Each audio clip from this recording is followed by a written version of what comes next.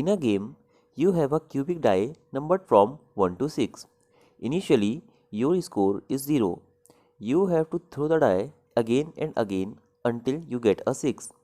Each time you get a number other than 6, it is added to your score, but if you get a 6, game ends. What is the probable score you can make? You are watching Brain Exploders, the world where brain starts working.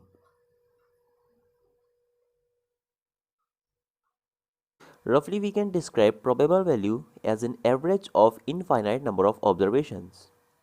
Mathematically, we can write expected value or probable value equals to sum of value times its probability. Obviously, sum of probabilities corresponding to the possible values should be equals to 1.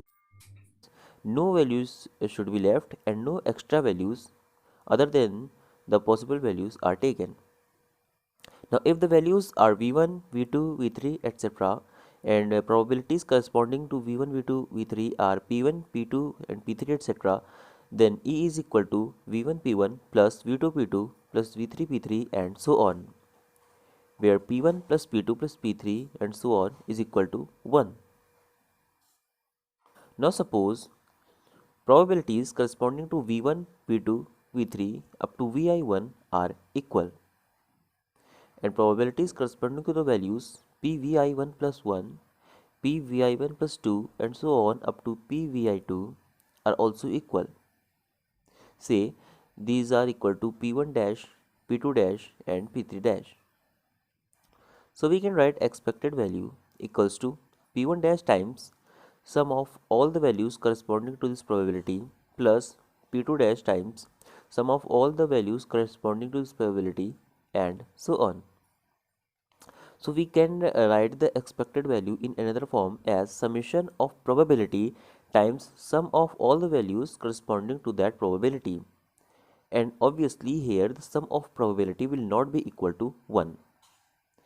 In the given problem, game may end in one throw if we get a 6, game may end exactly in 2 throws if we get any number from 1 to 5 in first throw and 6 in second throw. Game may end exactly in 3 throws if we get numbers from 1 to 5 both in first and second throw and 6 in third throw and so on. Probability that game ends in first throw is 1 by 6. Probability that game ends in two particular throws is 1 by 6 times 1 by 6.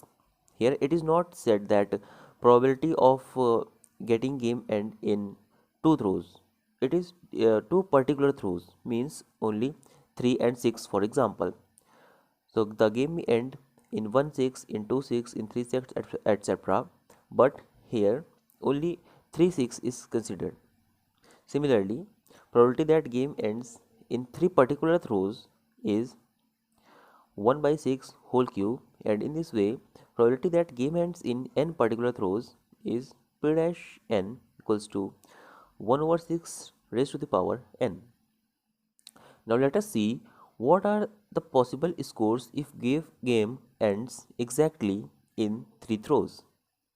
So if the game ends exactly in 3 throws means score are done only by first two dice. So the possible scores are 1 plus 1, 1 plus 2, 1 plus 3 and so on. 2 plus 1, 2 plus 2, 2 plus 3, 3 plus 1, 3 plus 2, 4 plus 1, 4 plus 2, 5 plus 1, 5 plus 2 etc. In total, 25 possible combinations are here.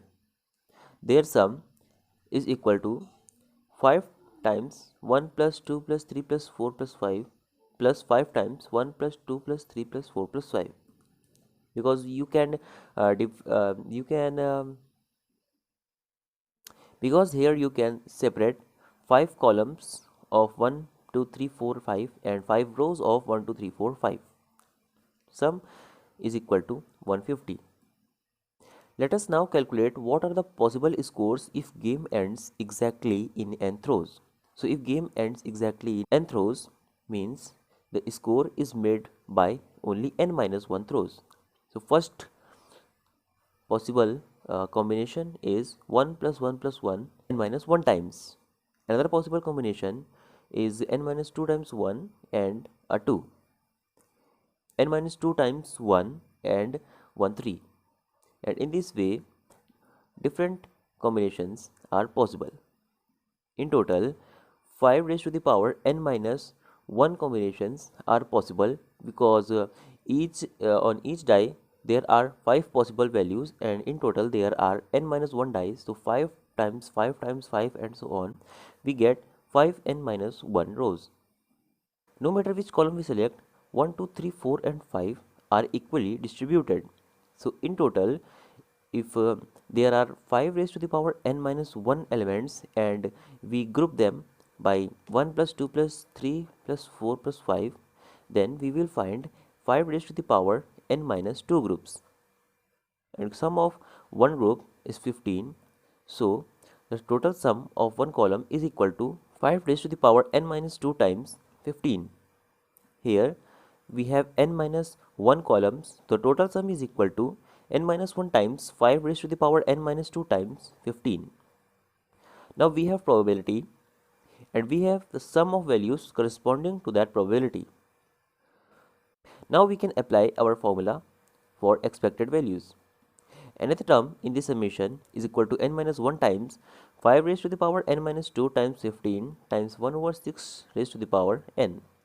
On rearranging the terms, we get n minus 1 over 2 times 5 over 6 raised to the power n minus 1. Expected value is 1 by 2 times 5 by 6 plus 2 by 2 times 5 by 6 square plus 3 by 2 times 5 by 6 cube and so on. Here step by step calculation of E is given. Multiply 5 by 6 in the first equation, then subtract the second equation from the first. Again multiply by 5 by 6 in the third equation and multiply the fourth one from third. Now after some simple calculations, we get E is equal to 36 over 2 times 5 by 6 equals to 15. This was our solution. The question can easily be solved with the help of Markov chain. This solution was sent by Sir Thomas Diaz. We will try to cover this approach in some another video. Let's move to our another question. You flip a fair coin until you get 5 heads in a row. How many flips do you need to make on average? Try this question and send us your solution, and if you have any question like this, then please share with us. Don't forget to like and share our video, and for more such videos, subscribe to our channel Brain Exploders. Thanks for watching.